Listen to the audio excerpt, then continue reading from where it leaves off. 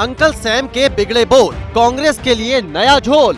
People on east look like Chinese, people on west look like Arab, people on north look like maybe white and people in south look like African.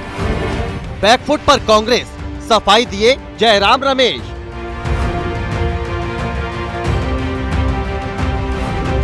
गुस्से में प्रधानमंत्री, क्या कहेंगे विरोधी। चमड़ी के रंग के आधार पर मेरे देशवासियों का अपमान मेरा देश सहन नहीं करेगा। 4 चरण शेष, बढ़ा सियासी क्लेश।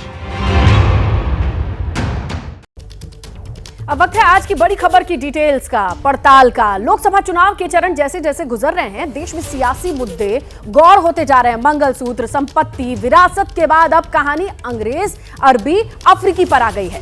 राहुल के राजनीतिक गुरु ने एक बार फिर से कांग्रेस के लिए मुसीबत खड़ी कर दी है। अमेरिका में बैठे बैठे भारत के विविधता में एकता की बात करते करते सैम पित्रोदा ने नस्लवादी टिप्पणी कर दी और बीजेपी के हाथ हमले का एक और हथियार थमा दिया। अब 24 के चुनाव के सियासत के और क्या रंग होंगे, ये रंग और कितने दिखाएंगे, कैसे किसी को फायदा तो किसी को नुकसान पहुंचाएगी, ऐसे ही तमाम पहलुओं पर बात करेंगे, जिसके लिए मेरे साथ 2 सहयोगी भी जुड़ गए हैं।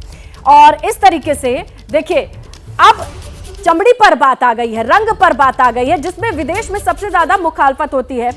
मेरे साथ अभिषेक रायबरेली से, तो मुंबई से नीरज, 2 वरिष्ठ सहयोगी जुड़े हैं। इन दोनों से डिटेल्स पर बात करें उससे पहले बड़ी खबर आपको बताएं। सैम पित्रोदा के नए बोल पर जबरदस्त बवाल देखने को मिल रहा है।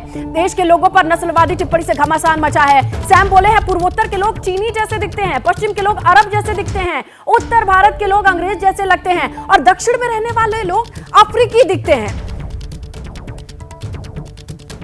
We could hold country together as diverse as India, where people on east look like Chinese, people on west look like Arab, people on north look like, maybe white, and people in south look like Africa. Doesn't matter. We are all brothers and sisters. We all respect different language. We all respect different religion. तो कांग्रेस के लिए किसी नई मुसीबत की तरह ही uncle Sam का ये बयानी जो बवाली बयान है, वो पहली बार तो आए नहीं है। आइए थोड़ा सा और आपको टाइमलाइन के जरिए दिखा देते हैं कि कब कब इनके बयान से घमासान मच गया। अप्रैल 2024 की बात कीजिए तो कहते हैं कि देश में विरासत टैक्स पर बात होनी चाहिए, यानी बाप दादाओं की जो विरासत है उस पर टैक्स लग जाए। और जनवरी 2024 ज्यादा दूर नहीं है, नेहरू ने संविधान में अधिक योगदान दिया, अंबेडकर ने नहीं। ये कंपैरिजन उनको करने की क्या जरूरत थी। और उसके बाद जून की बात आती है 2023, मंदिर युवाओं को नौकरी नहीं देने जा रहा है। वो बात तब कही जब लोगों के इमोशन बहुत हाई थे। मई की बात कीजिए 2019 में, 1984 में जो हुआ तो हुआ, इसे लेकर भी जो उन्होंने बयान दिया उसके बाद बखेड़ा खड़ा होता है। आ जाइए मार्च 2019 में, दुनिया के साथ डील करने का सही तरीका नहीं है बालाकोट एयर स्ट्राइक। जब देश के इमोशन, देशभक्ति से ओतप्रोत थे, तब उन्होंने ऐसी ऐसी बातें कर दी हैं कि अब कुल मिलाकर के कांग्रेस के लिए यह गले की हड्डी हो चुका है। चलिए सीधा रुख करते हैं हमारे सहयोगी अभिषेक का। अभिषेक, जिस रायबरेली में आप खड़े हैं, वहां पर अगर बात कर ले, वहां कांग्रेस की नींव तो रखी ही जाती है, कहा जाता है, लेकिन वहां से इस बयान से वहीं के लोगों का क्या कहना होगा, और ये सेल्फ गोल नहीं है कांग्रेस का? श्रीलता, सबसे बड़ी बात यह है कि जो बयान सैम पित्रोदा का है और इसके पहले भी जो बयान आए हैं, उससे आप सोचिए हो क्या रहा है। पूरा का पूरा ये कांग्रेस का अपना एजेंडा डिरेल हुआ जा रहा है। कांग्रेस बार बार आरोप लगा रही है कि बीजेपी वाले धर्म की बात कर रहे हैं, बीजेपी वाले पाकिस्तान की बात कर रहे हैं, बीजेपी के लोग मुसलमान की बात कर रहे हैं और मेन मुद्दे को डिरेल कर रहे हैं। लेकिन बीजेपी तो अपोजिशन में है, कांग्रेस के अपने ये काम कर रहे हैं, ये काम सैम पित्रोदा कर रहे हैं। सैम पित्रोदा ने ये आप सोचिए, एक के बाद दूसरी बार हुआ, विरासत टैक्स की बात की, तब कांग्रेस को सफाई देनी पड़ गई।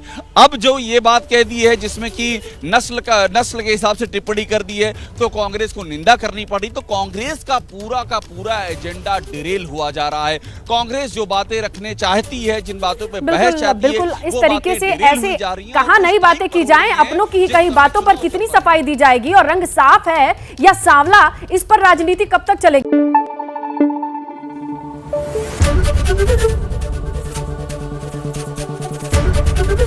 एबीपी न्यूज आपको रखे आगे।